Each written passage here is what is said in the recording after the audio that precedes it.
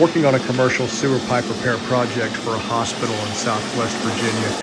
This is a great project because a lot of their sewer pipe is in very, very fragile condition because it hasn't been used in so long. Right now, what we're doing is we are descaling this cast iron sewer pipe using a Renzerato grinding panel hub, and what it is a very aggressive sandpaper that will descale it and prep it for cured in place pipe. If you do have commercial pipe repair needs, give the Pipe Boss a call.